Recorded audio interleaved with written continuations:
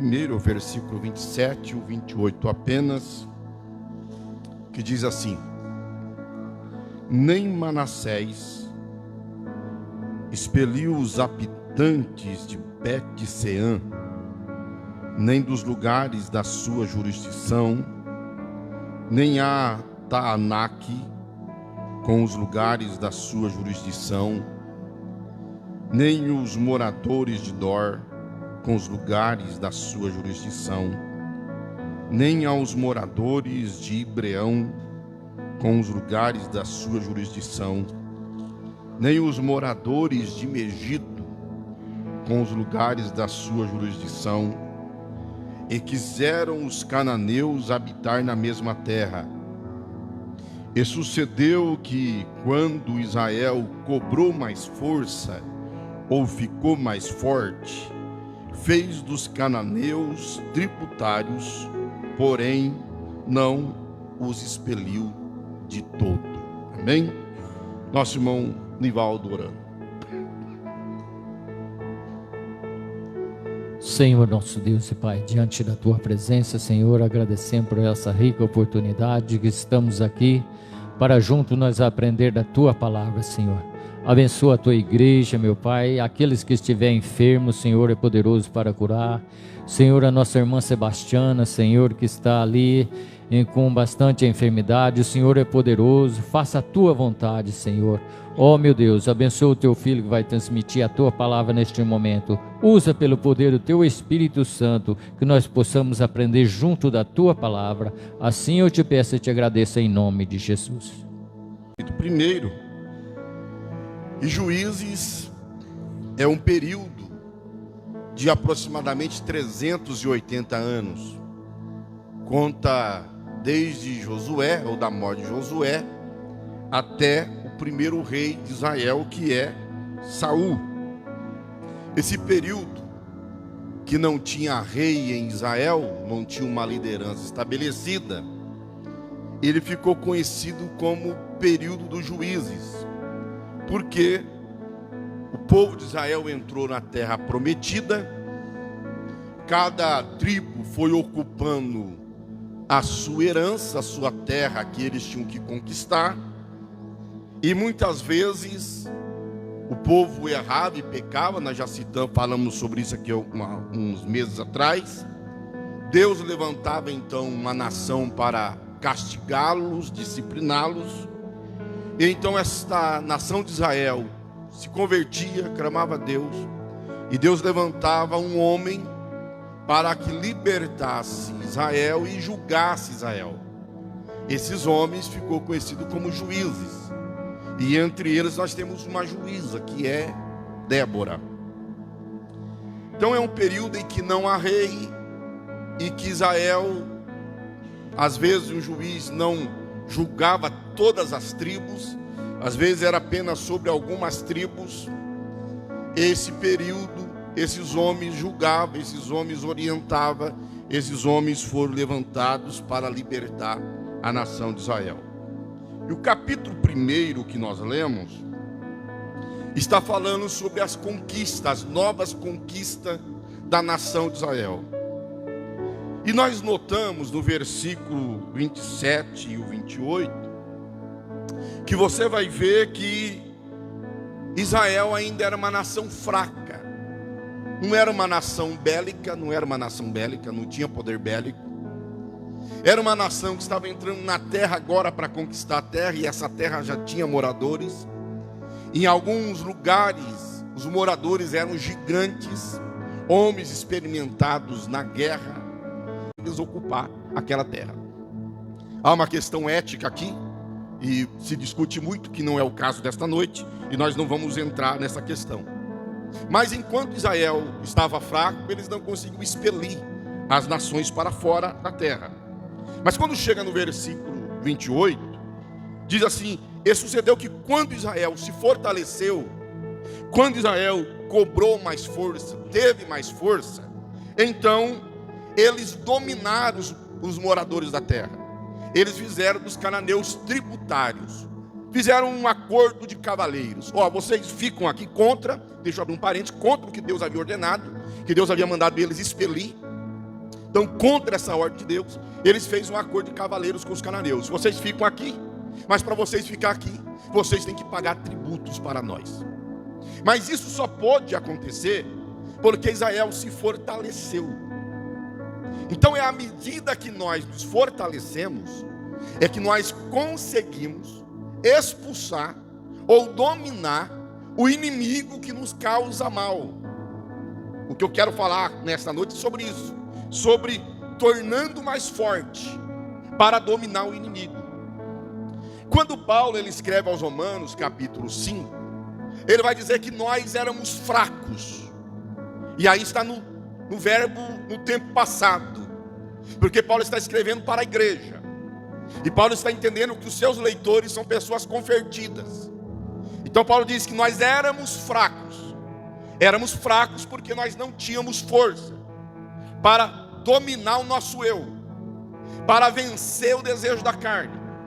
O inimigo tripudiava, a palavra não vai sair, tripudiava sobre nós. O inimigo fazia de nós brinquedos em suas mãos. Então nós éramos fracos, nós não tínhamos domínio sobre a nossa vontade, domínio sobre a nossa carne. E nós fazíamos aquilo que o demônio nos ordenava. Então uma pessoa fraca, que ainda não conheceu a Cristo, ele não tem domínio sobre o vício domina ele. Ele não tem domínio sobre a prostituição domina ele. Ele não tem domínio sobre o adultério domina ele. Porque a tentação é maior do que ele. Eu já disse aqui, é uma verdade, a tentação não é pecado. Ser tentado não é pecado. A Bíblia diz que em Cristo em tudo foi tentado. Ser tentado não é pecado. Pecado é ceder à tentação. Quando eu cedo à tentação, é quando eu sou fraco. Eu não tenho poder para dominar o meu eu, a minha vontade. É aquilo que Martinho Lutero dizia, e eu já disse também, você conhece. Eu não posso impedir os pássaros de voar sobre a minha cabeça. A tentação, eu não consigo impedir a tentação de vir contra a minha vida. Mas eu posso impedir do pássaro pousar na minha cabeça. Então, eu posso ser tentado. Mas se eu sou forte em Cristo Jesus, se eu fui fortalecido por Cristo, então eu não cedo à tentação. Amém, irmãos? Mas como nós podemos ser fortes ao ponto de vencer os nossos inimigos? Entre tantos conselhos bíblicos que nós poderíamos citar, eu quero falar apenas três pontos que nos torna fortes para vencermos o nosso inimigo. Primeiro, nós nos tornamos fortes quando nós guardamos o mandamento do Senhor. Guardar o mandamento do Senhor produz em nós fortaleza. É o que a Bíblia diz em Deuteronômio, capítulo 11, versículo 8. Diz lá: guardai, pois, todos os mandamentos que eu vos ordeno hoje, para que sejais fortes, e entreis, e ocupeis a terra que passais a possuir. Então Deus está dizendo que se o povo guardasse o seu mandamento, se o povo guardasse a sua palavra, o povo se tornaria forte.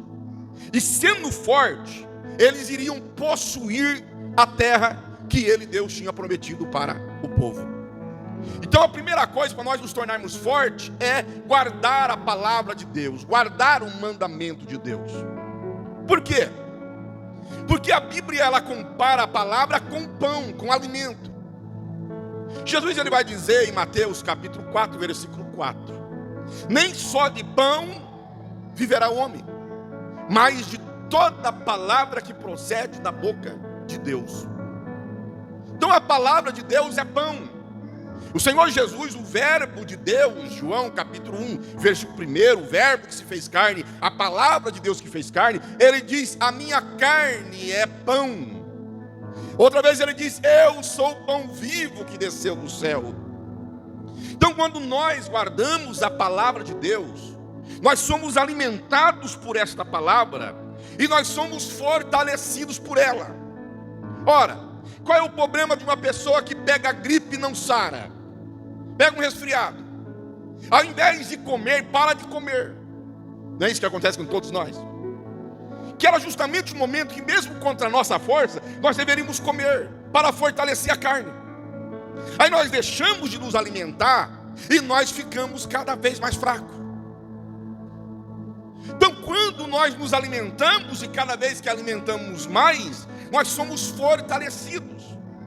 Nós temos força para vencer o inimigo que tão de perto nos rodeia. Por isso que em Salmo de número 84, Salmo 84, eu gosto muito desse salmo, mas há um versículo, o versículo de número 7, que diz assim, ó: vão indo de força em força. No hebraico, ou em outra tradução, vai dizer que à medida que vão indo, são fortalecidos de força. Ou seja, o caminho é difícil. Os irmãos, os diáconos estão vendo o que está acontecendo lá fora. À medida que nós vamos caminhando, nós somos abatidos.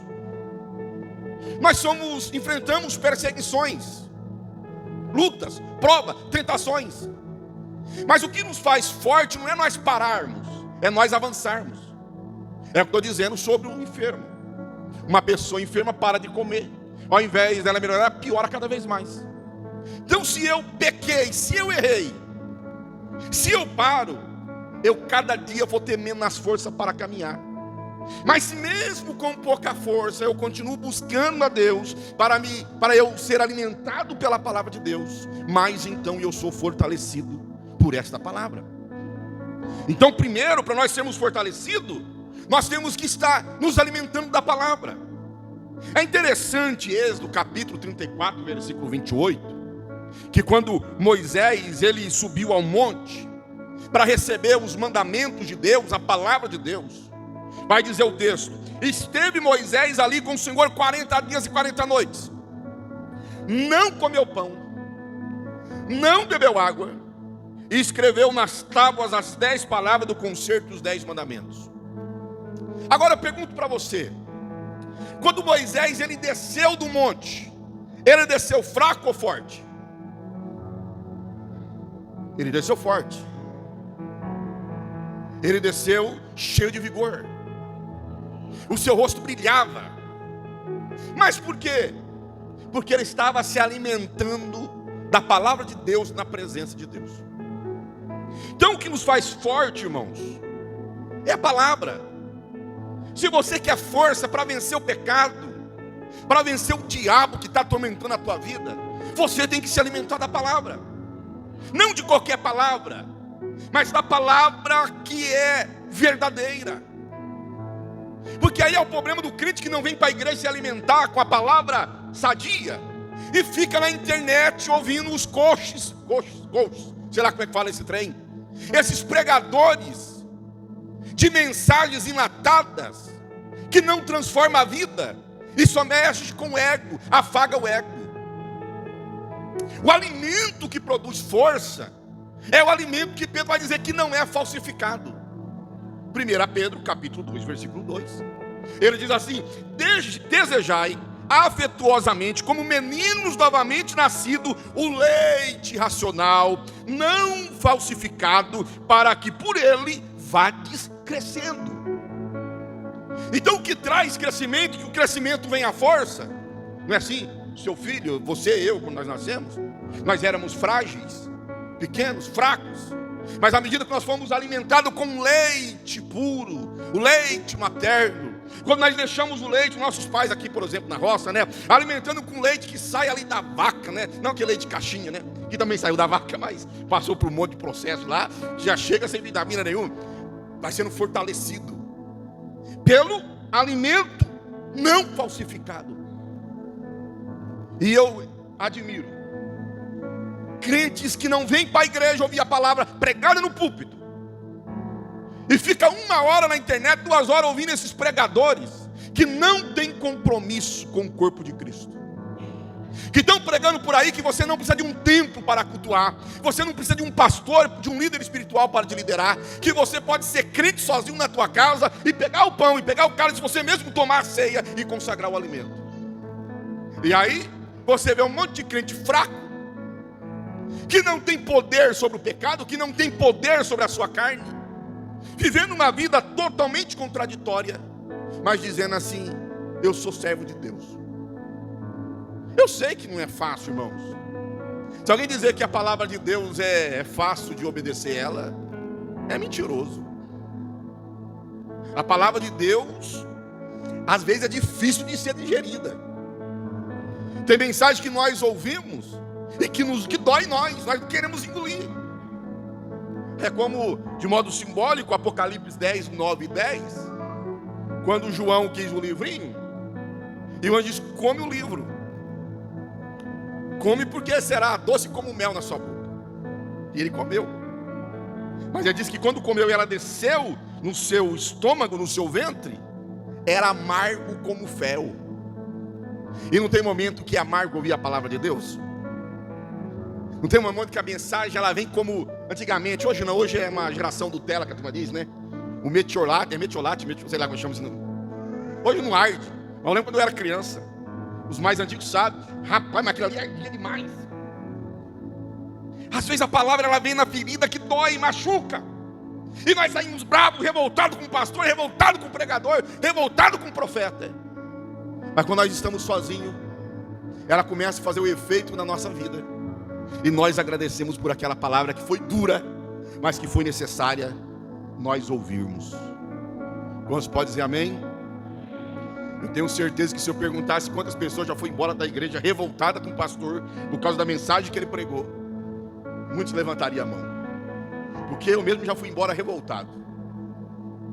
Mas depois, quando você para pensar na mensagem, você agradece a Deus por ter ouvido aquela palavra, porque ela te trouxe novamente a razão, a sobriedade. Então, primeiro, para nós sermos fortes, nós temos que nos alimentar da palavra de Deus, nós temos que guardar o mandamento de Deus. Segundo, para nós sermos fortes, não pode ter mistura em nós. Queridos, a mistura, e quando eu digo mistura, eu digo a mistura das trevas com a luz. Ela corrompe, ela enfraquece. Olha o que a Bíblia diz, e no livro de Esdras, capítulo 9, versículo 12, diz assim: agora, pois, vossas filhas não dareis, vossas filhas, as filhas dos homens da terra, não dareis a seus filhos, e as suas filhas não tomareis para vossos filhos, e nunca procurareis a sua paz e o seu bem, para que sejais fortes e comais o bem da terra, e deixeis por herança vossos filhos para sempre. Sabe o que Esdras está dizendo aqui? Sobre mistura de casamento de crente com não crente. Mistura dos descendentes de Abraão com os descendentes dos homens da terra. Essa mistura provoca fraqueza no meio do povo de Deus. Quanto a Abraão, ele diz para o seu servo buscar uma esposa para o seu filho da sua descendência, ou da sua parentela, melhor dizendo. É para que no sangue não houvesse mistura. Porque se houvesse mistura, haveria fraqueza.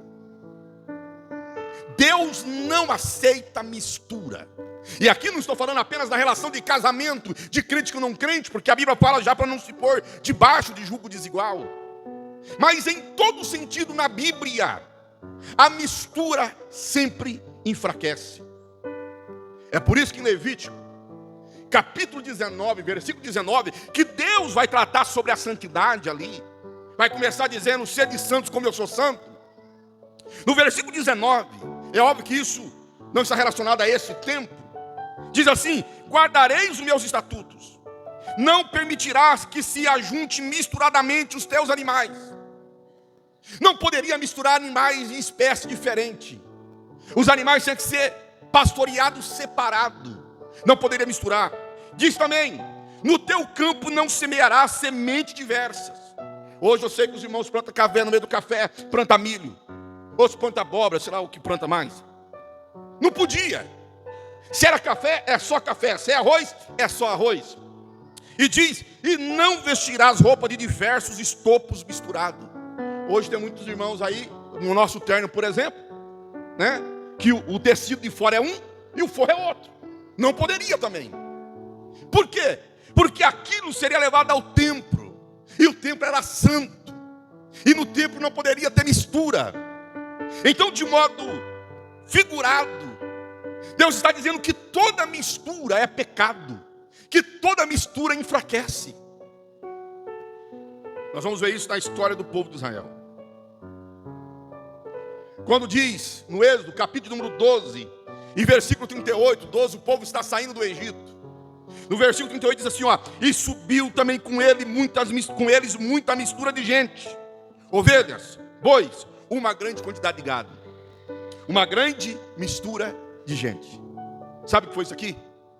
Quando o povo de Israel estava saindo do Egito, alguns egípcios, ou de outras nações que habitavam no Egito, viram todos os sinais que Deus havia operado. Quando Israel está saindo, eles dizem assim, eu não fico no Egito não, eu vou com eles, porque estar com eles é muito bom. Moisés não proibiu, o povo de Israel não proibiu, e essa mistura de gente subiu com os filhos de Israel. Mas quando você chega em Números, capítulo 11 e versículo 4, aí mostra a fraqueza que é quando tem mistura. Porque ela diz assim, e o vulgo, em outras traduções, o populacho, que é essa mistura de gente, que estava no meio deles, do povo de Israel, veio a ter grande desejo, do que? Da comida do Egito. Pelo que os filhos de Israel tornaram a chorar e disseram, quem nos dará carne a comer? Aquela mistura de gente estava no meio do povo de Deus. E aí aquela mistura de gente começou a sentir saudade e desejo de comer a cebola, os alhos, os pepinos do Egito.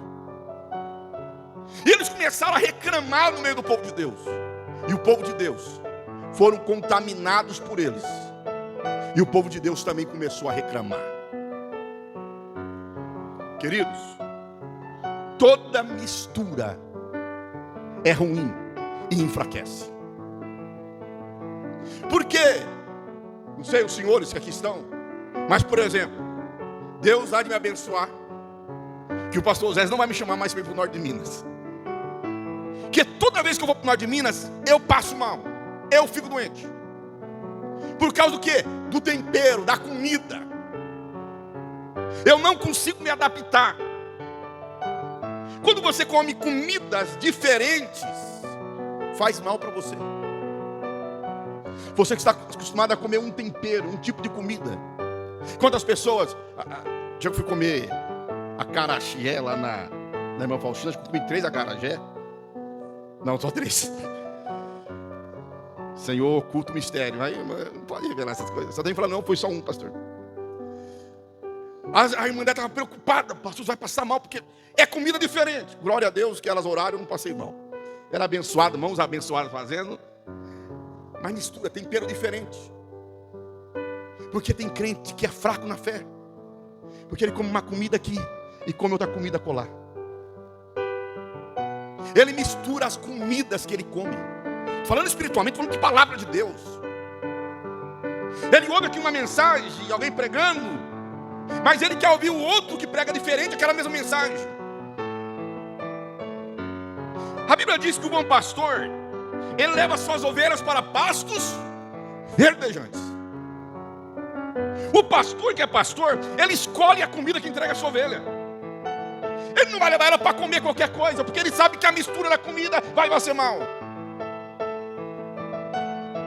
Há uma história, né, sobre a grama do vizinho ser mais verde que a nossa. Inclusive, se você não tem meu livro, compra meu livro. Mas você não vai achar mais nenhuma editora, nenhuma livraria. Só tem lá propaganda, mas você vai comprar, não tem mais. Mas há uma história de 2 burros. 2 burros animalzinhos.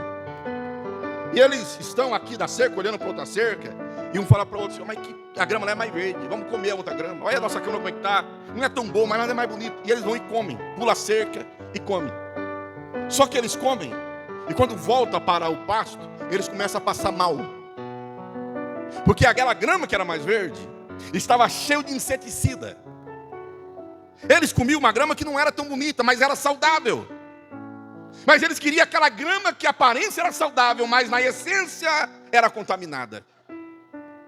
Não é assim que nós fazemos com a nossa igreja, irmãos? Muitas vezes a nossa igreja não é suficiente. As mensagens que nós ouvimos nesse púlpito não é suficiente. Os irmãos que cantam aqui não é suficiente. Nós queremos ver aquela mensagem, ver aquele cantor, aquele ensinamento que é mais bonito. Mas aí depois você vê um crente fraco na igreja, porque está misturando a comida. Ela tem aparência de bonita, de saudável, mas está contaminado com heresia. E nós devemos tomar cuidado. Então a mistura enfraquece. E terceiro, nós somos fortalecidos quando nós damos glórias a Deus. Primeiro você tem que observar o mandamento, alimentar do mandamento. Segundo, você não pode misturar as coisas, as comidas que você come. Você não pode misturar o seu padrão de vida com o padrão do mundo. Ah, mas lá é assim, lá tá... Querido, a Bíblia manda nós ficarmos no que nós aprendemos. A Bíblia manda nós ficarmos no que nós aprendemos. Não importa o que está acontecendo lá, fica no que você aprendeu. E terceiro, nós temos que glorificar a Deus, apesar de toda a adversidade. Tem crente fraco na igreja porque é murmurador. Tem crente que não consegue vencer as suas lutas e provas porque a primeira coisa que ele faz quando ele entra numa prova, numa tentação, numa luta, é murmurar contra Deus. A Bíblia diz em Romanos capítulo 4, versículo de número 20, sobre Abraão: e não duvidou da promessa, por incredulidade, mas foi fortificado na fé, dando glórias a Deus. Há pessoas que só sabem murmurar, só reclamar. Meu Deus do céu, se uma coisa tão minúscula acontece com ele, é a pior coisa do mundo. Murmurador não tem força para vencer o inimigo. Porque a Bíblia diz assim que Deus, Ele não perdoou sequer os murmuradores, todos morreram no deserto.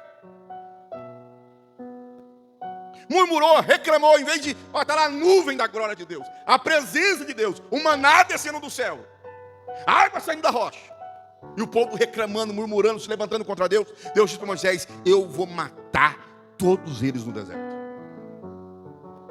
E nenhum daqueles murmuradores entraram na terra prometida. Morreram e foram sepultados no deserto. Porque fica sem força. Se torna instrumento fácil na mão do diabo. E o problema do murmurador é que ele faz outro murmurar também. Quem aqui gosta de ficar perto de alguém que é murmurador, reclamão da vida? Alguém gosta? Fica meia hora perto do murmurador, dando atenção para ele, que você vai começar a falar a mesma coisa que ele, murmurar a mesma coisa que ele, e daqui a pouco você perdeu a fé como ele perdeu a fé. Tem pessoas que falam mal da igreja para todo lado, e tem crente que ainda dá atenção para quem fala mal da igreja. Fala mal do evangelho, está lá dando atenção. Você está se tornando murmurador como ele. Você está entrando no mesmo caminho que ele. Daqui a pouco, é verdade, rapaz, olha que situação que está a igreja. Olha que situação que está fulano, beltrano, ciclano, irmãos, em nome de Jesus Cristo. Não andeis com murmuradores, não andeis com pessoas que nunca dá glória a Deus, nunca adora a Deus e nunca reconhece a soberania de Deus sobre a sua casa, sobre a sua igreja, sobre o seu povo, sobre a situação em que ele está enfrentando. Eu gosto de Daniel. Daniel todo dia, de manhã, meio-dia, à tarde, ele entrava no seu quarto, abria a janela em direção a Jerusalém, ele dobrava os seus joelhos e falava com Deus, todo dia. Aí os inimigos dele viu que isso era um costume na vida de Daniel, que não passava um dia sem que ele abrisse a janela para a direção a Jerusalém e orasse. Eles então manobram o rei para assinar um decreto em que diz que por 30 dias não pode fazer petição a nenhum outro Deus, a ninguém a não ser ao rei. Daniel murmurou, meu irmão? Daniel reclamou, meu irmão? Não. Daniel, ele continuou de manhã, ao meio-dia, à tarde, abrindo a janela, dobrando o joelho e falando com Deus. Vieram pregar Daniel para levar ele para a cova dos leões. Você acha que Daniel estava abatido? Oh Deus, por que Deus? Eu estou te buscando, estou te servindo. Porque não é assim que nós fazemos? Quando alguma coisa ruim acontece conosco, oh Deus, porque eu sou teu filho, Senhor. Eu faço, já fiz muito isso aí também. Quando a tribulação vem, eu falo, Deus, mas por que tu não me avisou, Deus? Por que tu deixou isso acontecer? Daniel? Não, Daniel não fez como eu faço, não. Daniel foi para a cova do leão, tranquilo, porque ele estava fortalecido em Deus. Ele não reclamava pelas as adversidades. Ele entrou na cova. Ele escolheu o leão mais gordo, fez deitar. Depois, aí estou conjecturando, irmãos. Viva no diz, tá? Mas eu acho que pegou o leãozinho mais gordo, que era mais confortável, né? Mais macio. E deitou em cima daquele leão a cabeça e dormiu a noite toda. O outro leão como cobertor, porque faz frio à noite naquela região. No outro dia de manhã o rei chega lá. Quem sabe o Deus de Daniel livrou ele. E quando o rei grita lá fora, Daniel responde: ô rei, eu estou aqui. Tranquilo, com vida, porque Deus enviou o seu anjo, fechou a boca dos leões. Mas os inimigos de Daniel não tinham nem chegado no meio da cova. Os leões já comeram todos eles e mataram todos eles. Queridos, será que você não está fraco porque você é murmurador? Será que você não está fraco na fé? Será que você não consegue vencer as obras da carne? Não consegue vencer os problemas? Será que não é porque você nunca agradece a Deus pelo que está acontecendo? E você só murmura? Você só reclama? Reclama de tudo, de todos. Abraão tinha uma promessa, 25 anos esperando a promessa. Abandonou a sua casa, a casa do seu pai, a sua parentela, a sua terra. Ele foi para uma terra distante que ele não conhecia, onde tinha fome, onde tinha moradores. Passou 1 ano, 2 anos, 10 anos, 15 anos, 20 anos. E a promessa não se cumpriu, o homem está com 100 anos. Ele olha para a sua velhinha. Toda vez que eu penso em Sara, não sei porque eu lembro de Dercy Gonçalves. Você lembra da Dercy Gonçalves? Era uma artista, uma boca suja. Mas, só olhava para o rosto daquele negócio caído, velho. A Bíblia diz que Sara tinha 90 anos. Ele olhava para a velhinha dele. Ele reclamava? Não. Ele dava glórias a Deus.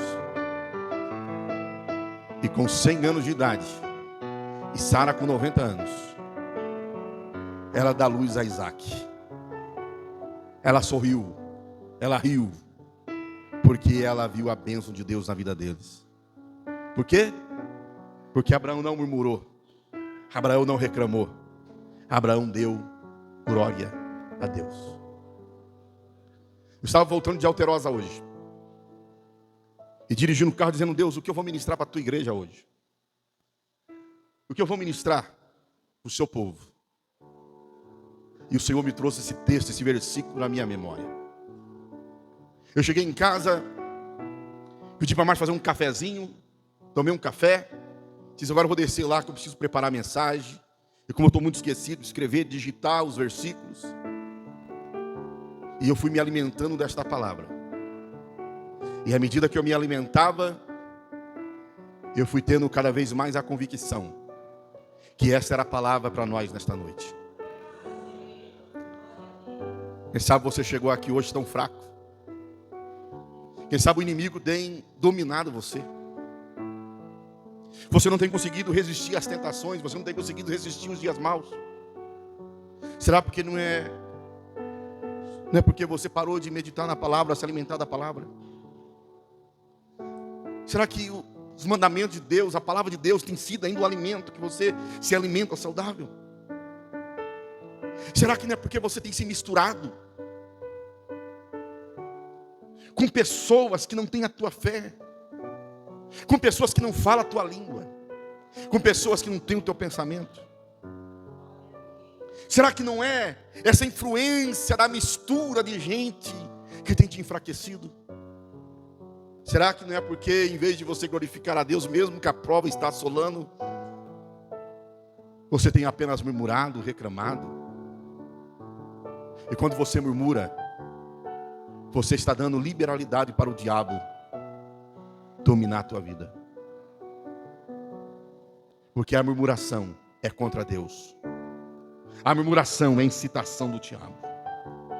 E quando eu faço isso, eu estou dando liberalidade para que ele possa me dominar. Qual o hino que diz, em vez de murmurares, cante?